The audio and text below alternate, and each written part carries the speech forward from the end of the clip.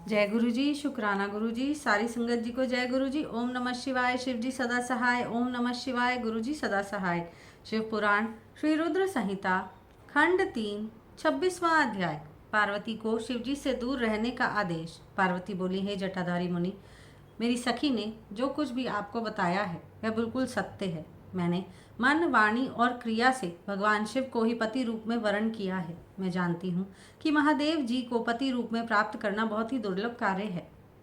फिर भी मेरे हृदय में और मेरे ध्यान में सदैव वे ही निवास करते हैं। अतः उन्हीं की प्राप्ति के लिए ही मैंने इस तपस्या के कठिन मार्ग को चुना है। यह सब ब्राह्मण को बताकर देवी पार्वती चुप हो गई। उनकी बातों को सुनकर ब्राह्मण देवता बोले, हे देवी, अभी कुछ समय पूर्व तक मेरे मन में यह जानने की प्रबल इच्छा थी कि क्यों आप कठोर तपस्या कर रही हैं, परंतु देवी, आपके मुख से यह सब सुनकर मेरी जिज्ञासा पूरी तरह शांत हो गई है। देवी, आपके किए गए कार्य के अनुरूप ही इसका परिणाम होगा, परंतु यदि यह तुम्हें सुख देता है तो ही यही करो। यह कहकर ब्राह्मण जैसे ही जाने के लिए उठे, वैसे ही देवी पार्वती उन्हें प्रणाम करके बोली, हे विप्रवर, आप कहाँ जा रहे हैं? कृपया यहाँ कुछ देर और ठहरिए और मेरे हित की बात कहिए। देवी पार्वती के वचन सुनकर साधु का वेश धारण किए हुए भगवान शिव वहीं ठहर गए और बोले, हे देवी, यदि आप वाकई मुझे यहाँ रोक कर मुझसे अपने हित की बात सुनना चाहती हैं तो मैं आपको अवश्य ही समझाऊंगा, जिससे आपको अपने हित का स्वयं ज्ञान हो जाएगा। देवी, मैं स्वयं भी महादेव जी का भक्त हूँ, इसलिए उन्हें अच्छी प्रकार से जानता हूँ। जिस भगवान शिव को आप अपना पति बनाना चाहती हैं, वे प्रभु शिव शंकर सदैव अपने शरीर पर भस्म धारण किए रहते हैं। उनके सिर पर जटाएं हैं, शरीर पर वस्त्रों के स्थान पर वे बाघ की खाल पहनते हैं और चादर के स्थान पर वे हाथी की खाल ओढ़ते हैं। हाथ में भीख मांगने के लिए कटोरे के स्थान पर खोपड़ी का प्रयोग करते हैं। सांपों के अनेक झुंड उनके शरीर पर सदा लिपटे रहते हैं। जहर को वो पानी की भांति पीते हैं। उनके नेत्र लाल रंग के और अत्यंत डरावने लगते हैं। उनका जन्म कब, कहाँ और किससे हुआ, यह आज तक भी कोई नहीं जानता। वे घर गृहस्थी के बंधनों से सदा ही दूर रहते हैं। उनकी 10 भुजाएं हैं। देवी, मैं यह नहीं समझ पाता हूँ कि शिव जी को अपना पति क्यों बनाना चाहती हो। आपका विवेक कहाँ चला गया है? प्रजापति दक्ष ने अपनी पुत्री सती को सिर्फ इसलिए ही अपने यज्ञ में नहीं बुलाया क्योंकि वे कपालधारी भिक्षुक की भार्या है। उन्होंने अपने यज्ञ में शिव के अतिरिक्त सभी देवताओं को भाग दिया। इसी अपमान से क्रोधित होकर सती ने अपने प्राणों को त्याग दिया था। देवी, आप अत्यंत सुंदर एवं स्त्रियों में रतन स्वरूप हैं। आपके पिता गिरिराज हिमालय समस्त पर्वतों के राजा हैं। फिर क्यों आप उस उग्र तपस्या द्वारा भगवान शिव को पति रूप में पाने का प्रयास कर रही हैं? क्यों आप सोने की मुद्रा के बदले कांच को खरीदना चाहती हैं? सुगंधित चंदन को छोड़कर अपने शरीर पर कीचड़ क्यों मलना चाहती हैं?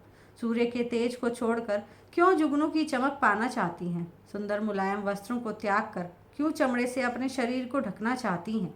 क्यों राजमहल को छोड़कर वनों और जंगलों में भटकना चाहती हैं? आपकी बुद्धि को क्या हो गया है जो आप देवराज इंद्र एवं अन्य देवताओं को, जो कि रत्नों के भंडार के समान है, छोड़कर लोहे को अर्थात शिव जी को पाने की इच्छा करती हैं? सच तो यह है कि इस समय मुझे आपके साथ शिव जी का संबंध परस्पर विरुद्ध दिखाई दे रहा है। कहाँ आप और कहाँ महादेव जी। आप चंद्रमुखी हैं तो शिव जी पंचमुखी।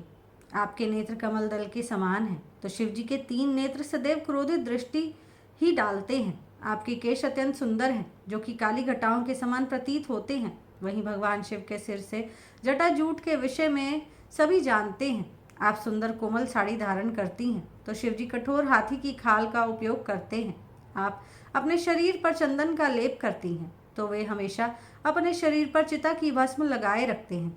आप अपनी शोभा बढ़ाने हेतु दिव्य आभूषण धारण करती हैं तो शिवजी के शरीर पर सदैव सर्प लिपटे रहते हैं। कहाँ मृदंग की मधुर ध्वनि, कहाँ डमरू की डमडम। देवी पार्वती, महादेव जी सदा भूतों की दी हुई बलि को स्वीकार करते हैं। उनका यह रूप इस योग्य नहीं है कि उन्हें अपना सर्वांग सौंपा जा सके। देवी, आप परम सुंदरी हैं। आपका यह अद्भुत और उत्तम रूप शिवजी के योग्य नहीं है। आप ही सोचें, यदि उनके पास धन होता तो क्या वे इस तरह नंगे रहते? सवारी के नाम पर उनके पास एक पुराना बैल है। कन्या के लिए योग्य वर ढूंढते समय वर की जिन जिन विशेषताओं और गुणों को देखा परखा जाता है, शिवजी में वह कोई भी गुण मौजूद नहीं है। और तो और आपके प्रिय कामदेव जी को भी उन्होंने अपनी क्रोधाग्नि से भस्म कर दिया था। साथ ही उस समय आपको छोड़कर चले जाना आपका अनादर करना ही था।